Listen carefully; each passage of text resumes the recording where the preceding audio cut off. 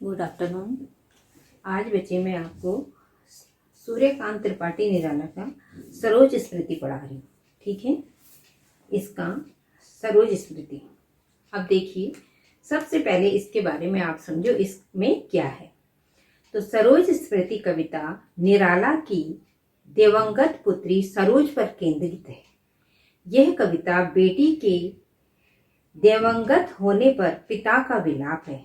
पिता के इस विलाप में कभी शकुंतला की याद आती है तो कभी अपनी स्वर्गीय पत्नी की।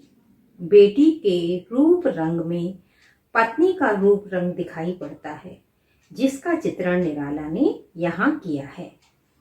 यही नहीं, इस कविता में एक भाग्यहीन पिता का संघर्ष, समाज से उसके संबंध, पुत्री के प्रति बहुत कुछ न कर पाने की अकर्मण्यता का भी बोध होता है। इस कविता के माध्यम से निराला का जीवन संघर्ष प्रकट हुआ है। अब देखिए बच्चे, निराला जी कहते हैं कि दुखी जीवन की कथा रही, क्या कहूँ आज जो नहीं कही।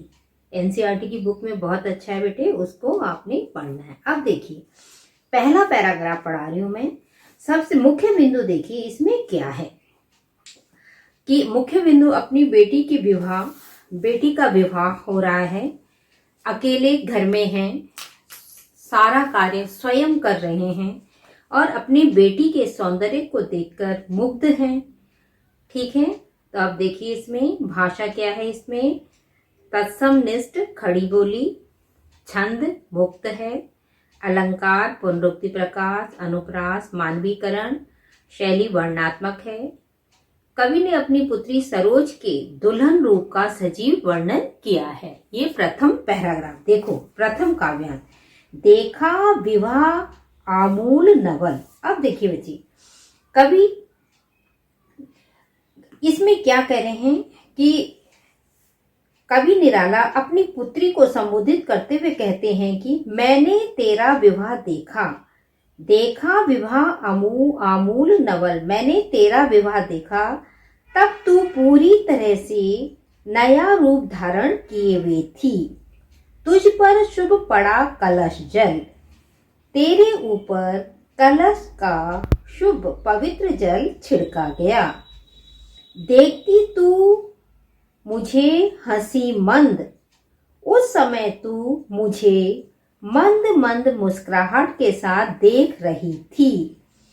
होंठों से बिजली फंसी स्पंद। कवि कह रहा है तुम्हारी उस हंसने से ऐसे लग रहा था जैसे कि तुम्हारी मुस्कुराहट में बिजली के समान कौंध रही हो। अर्थात जिस प्रकार बिजली चमकती है उसकी चमक होती है, उसी प्रकार जब तुम मुस्कुराती थी, जब तुम मंद मंद मुस्कुरा रही थी, तो तुम्हारी वो दांतों की मुस्कान थी, तुम्हारी जो वो मुस्कान थी वो किसके समान थी। ऐसे लग रहा था जैसे कि बिजली कौंध रही है।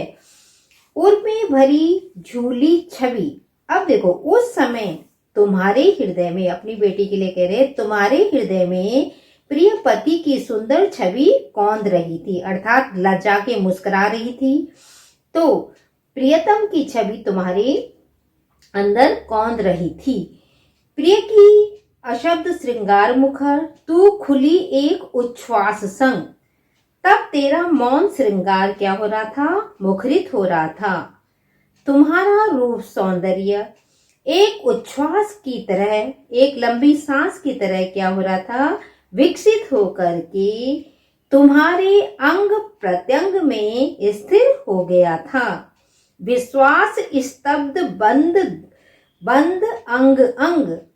यह पति के प्रति तुम्हारा जो प्रेम और अचल विश्वास का प्रतीक था। जो अंग तुम्हारे विकसित हो रहे थे, अंग प्रत्यंगों में जो तुम्हारा रूप सौंदर्य प्रभावित हो रहा था, मंद मंद जो तुम मुस्कुरा रही थी, ये सब चीजें क्या थी, पति के प्रति तुम्हारा अगाध प्रेम, प्रगाढ़ प्रेम और अचल विश्वास का प्रतीक था। नत नयनों में आलोक उतर।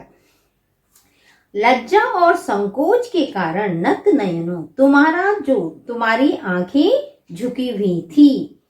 नत नत नयनों में आलोक उतर कांपा अधरों पर थर थर। अब देखो, लज्जा और संकोच से झुकी हुई तुम्हारी आंखों में एक नया प्रकाश उभर रहा था।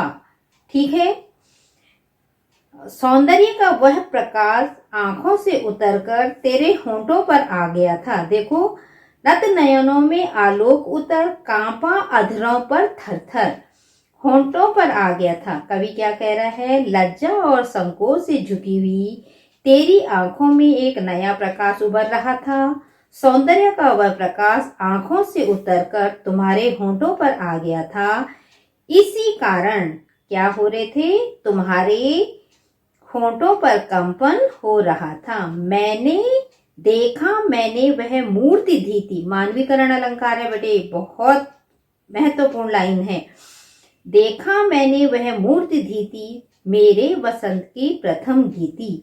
अब कवि कह रहे हैं, उस समय मैंने देखा कि मेरे वसंत की प्रथम गीत की प्यास उस मूर्ति में साकार हो उठी है।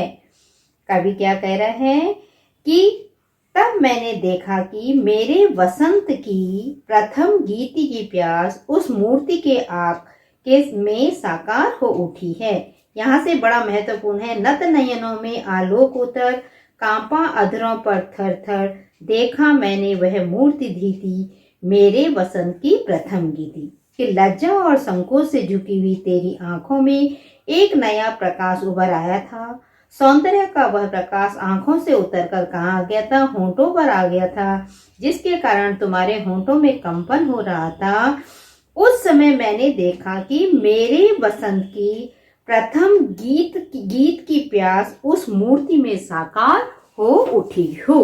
तो देखिए बेटे, कवि ने अपनी पुत्री सरोज के दुल्हन रूप का सजीव चित्रण किया है। ठीक है, अब मूर्ति धीति में क्या है? मानवीकरण अलंकार। नत नयनों में क्या है? अनुप्रास अलंकार। अंग अंग थर थर में क्या है? पुनरुक्ति प्रकाश अलंकार।